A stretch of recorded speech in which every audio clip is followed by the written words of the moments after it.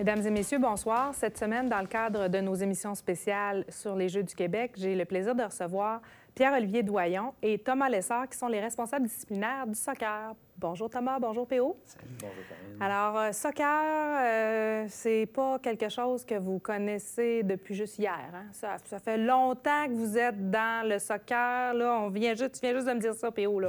Ça fait 25 ans que vous jouez au soccer, tous les deux. Là. Puis tu étais, toi, bénévole, les deux peut-être, en 2003. Oui, un petit peu bien. Effectivement. Si tu veux me laisser commencer, Thomas, dans le fond, nous autres, c'est ça, on joue au soccer depuis des années. Ensemble? Ensemble. Des fois contre.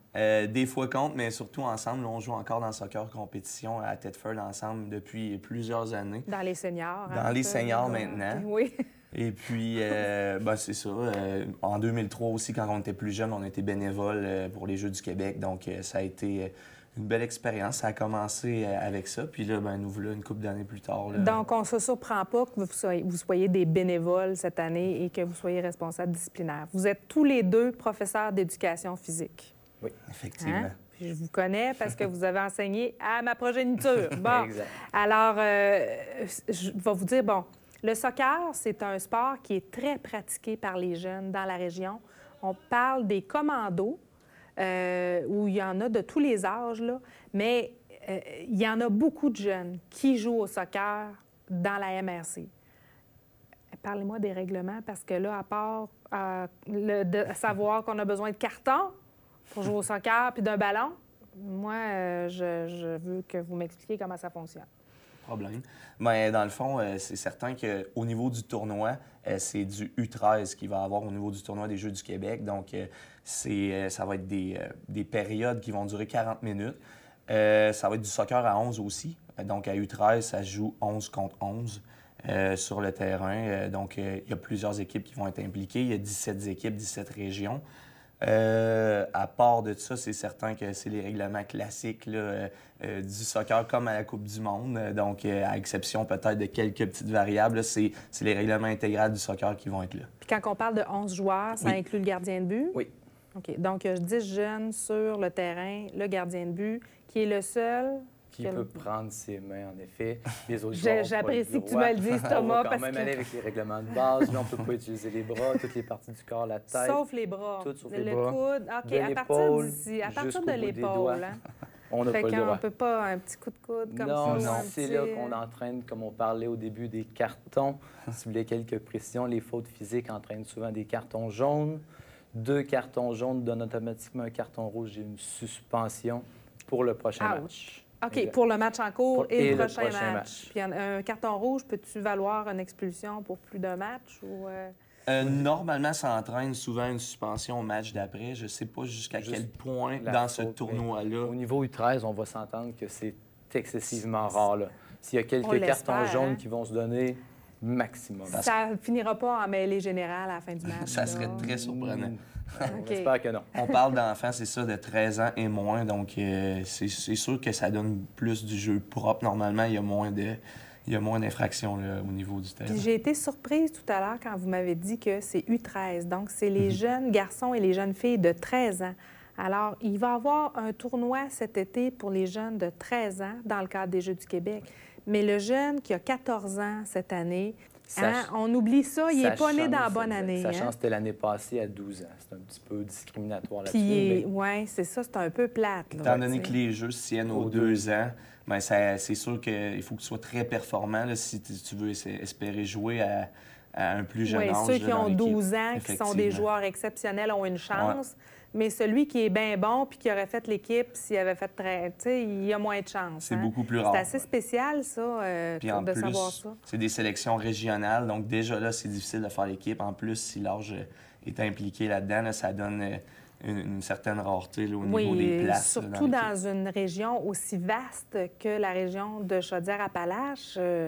Même s'il y a beaucoup de bons joueurs dans notre petite MRC, peut-être qu'on n'était pas très favorisés c'est déjà en dur, toutes les partant. voir, exact. Donc, on se le dit tout de suite en partant, il n'y a pas de jeunes d'ici, de la Effectivement, MRC, là. qui Toute sont dans réserve. l'équipe.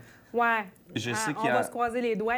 Si on est chanceux, on va en Peut-être. avoir un. Il y en a peut-être qui ont participé au camp de sélection, mais jusqu'aux dernières nouvelles, là, ça s'enligne pour qu'il n'y ait pas de représentants là, de la région de Thetford là, dans notre équipe de la MRC. Donc, malheureusement pour ça, mais ça n'empêche pas que ça va être un beau tournoi. Là. Oui, sûrement, là, effectivement. C'est un sport qui est très spectaculaire, c'est le fun. C'est quand même... Là, tu disais, il faut qu'il fasse beau, il faut qu'il fasse beau. Non, la météo, comme on se souvient, en 2003, ça avait été presque catastrophique. On espère. Ah ouais? Oui, ça avait été difficile, étant donné qu'il n'y avait plu pendant pratiquement 7 jours en ligne. Oui, mais s'il pleut, on joue pareil. Oui, à moins qu'il y ait orage, à ce moment-là, où que les terrains soient impraticables, c'est sûr que les parties vont peut-être être décalées un petit peu, mais la cédule sur 5 jours, elle est très chargée. Oh, c'est 5 jours de tournoi? Oui, 5 jours 5 jours, la deuxième semaine. La deuxième semaine au complet, vous autres, vous voyez pas clair. Là. Exactement. Toutes les équipes rentrent en action assez rapidement. Puis, en fait, le but, là, c'est pas juste non plus là, de déterminer qui va finir premier, deuxième, troisième. Il faut vraiment qu'il y ait un classement pour toutes les équipes. Donc, on veut savoir qui va finir 17e, 16e. Donc, ça donne lieu à plusieurs matchs, même si c'est pas la finale.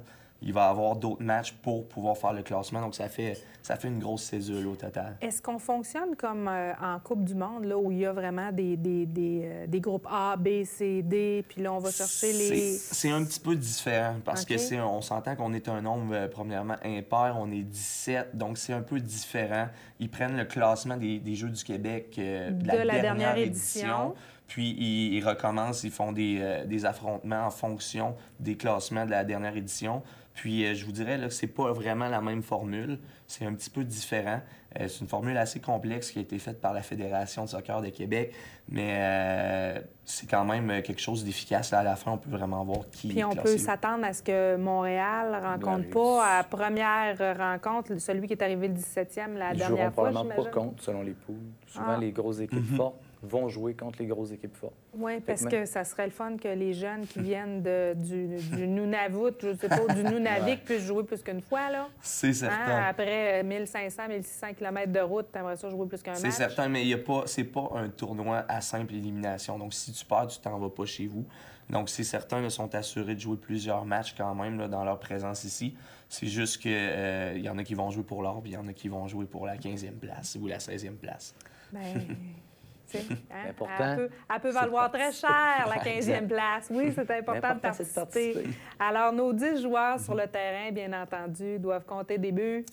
Oui, 10. Et ne pas s'en faire compter. Et ne pas s'en faire compter aussi. Et ce qui est particulier aussi, c'est que pendant les temps morts, s'il y a des arrêts de jeu ou quoi que ce soit, le temps est reporté à la fin. Ça, moi, j'ai toujours trouvé ça spécial. Là. Tu sais, des fois, je regarde le soccer à la TV puis je dis comment ça, là, qu'ils viennent de rajouter 3 minutes? C'est à la discrétion de l'arbitre, surtout. Là. On s'entend, si le jeu roule quand même d'une façon assez fluide, l'arbitre ne va pas rajouter beaucoup de temps parce que le ballon est sorti en touche puis il est rentré rapidement. C'est surtout s'il y a une blessure, il y a quelqu'un qui reste cloué au sol pendant 5 minutes. Ouais. Là, à ce moment-là, on arrête le temps. L'arbitre fait le calcul, c'est ça. On n'a pas un gros chrono qui affiche le temps. Le temps est sur la montre de l'arbitre.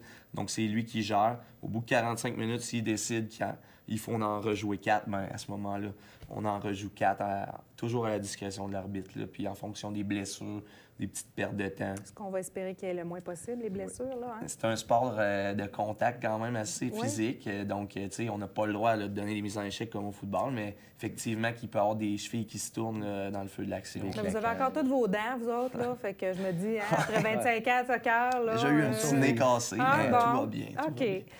Maintenant, donc, on s'est dit là qu'il n'y aurait probablement pas de jeunes de notre MRC, de la région ici. Par contre, au niveau du classement général, où est-ce que la Chaudière-Appalaches se situe? Parce qu'on va quand même prendre pour notre région, hein, même s'il n'y a pas de... C'est sûr qu'on va les suivre à l'horaire avec... Hein? Avec passion. Oui, avec passion, c'est correct. Une région habituellement milieu de peloton. Ouais. Je pense que c'était 9e pour les filles, 11e pour les gars au dernier Jeux du Québec. J'ai regardé ça rapidement hier, donc c'est sûr que l'objectif, c'est toujours peut-être de monter de 1 ou 2 places, qui serait super bon. Ça dépend toujours là, des QV. Là, comme là, aux 2 ans, ça peut changer au niveau là, des calibres, la chimie des joueurs, tout ça. Ça se pourrait qu'ils performent mieux. Mais normalement, il y a une petite tangente quand même. Là, la région de Montréal domine. Rive-Sud de Montréal aussi. C'est des régions qui sont performantes. Ils ont un gros bassin de joueurs. Oui. C'est logique. Ils ont une culture du soccer là-bas aussi qui est là depuis plus longtemps un peu qu'en région. Quoique en région ici, c'est de plus en plus fort, là, certainement plus fort. Mais c'est sûr qu'ils partent un peu avec une petite longueur d'avance à ce niveau-là. J'ai été surprise. Moi, j'ai assisté à un match des commandos l'été dernier, puis il y en a beaucoup de jeunes. Là. Ah oui. C'est quand même impressionnant de voir le monde. Je ne m'attendais pas à voir autant de jeunes qui pratiquaient ce sport-là dans à peu près toutes les municipalités. Ça fait partie des sports d'été qu'on offre. Ouais, c'est rendu le sport le plus pratiqué au Canada, je crois. Là, ça a surpassé le hockey en frais de personnes qui le pratiquent. Donc, tu sais, il y a beaucoup de monde qui joue, il y a beaucoup de monde qui sont rendus compétents pour enseigner aussi. Fait que c'est en essor, là, pas mal dans la région. Puis, je vous dirais, là, en 2003, moi, j'avais regardé le tournoi attentivement, les finales. Le calibre de jeu était vraiment c'était du U13 encore, puis honnêtement, il fallait que je questionne, c'est vraiment du U13 parce que le calibre était très, très élevé. Là, c'est très impressionnant quand... C'est les meilleurs. Oui, c'est les meilleurs. C'est les meilleurs, simplement. Au niveau de l'emplacement, des infrastructures, qu'est-ce qui se passe? Où est-ce qu'on va pour voir les compétitions? On a 4 terrains pour le déroulement majeur du tournoi. On a le terrain synthétique du Cégep, on a le terrain Saint-Maurice et les 2 terrains Notre-Dame. Et éventuellement... Le parc Notre-Dame. Le parc Notre-Dame, le terrain neuf qu'ils avaient fait pour les Jeux de 2003. Puis ils sont en train de retaper l'ancien terrain qui est juste à côté. Ouais. Donc, il y a 2 terrains qui vont être là. C'est la majorité des dépenses qui sont faites en soccer. C'est vraiment pour restaurer l'ancien terrain Notre-Dame. Donc, 4 terrains, 17 équipes, 5 jours. Éventuellement, on est supposé avoir l'ajout d'un 5e terrain, là, on ne sait pas, il va être où encore, on n'a pas de confirmation. Pour les pratiques? Non, pour les événements là, du tournoi. Juste pour la finale, le match de la médaille d'or. Probablement que ce ne sera pas là qu'ils vont jouer le match de la médaille d'or, mais c'est parce que dans l'horaire, avec la cérémonie de clôture, même si on joue les soirs parce qu'il y a des terrains qui sont éclairés, il y a une soirée ou 2 que le soccer va jouer sur nos nouveaux terrains. Alors, vous jouez même jusqu'à la dernière journée, même pendant les cérémonies de clôture, vous allez être... Ça va être fini. Ça va être fini, ça va être juste avant. On a besoin du 5e terrain. Ça va être tête, là, tu sais, comme on dit, hein, ça va être serré comme horaire. Pendant 5 jours, vous ne dormez pas, vous êtes là... On va être là souvent, on va essayer de dormir. Quand tu me dis, Thomas, que tu as 2 jeunes enfants... ça va rouler, ça va rouler cette semaine-là, hein? Une bonne semaine.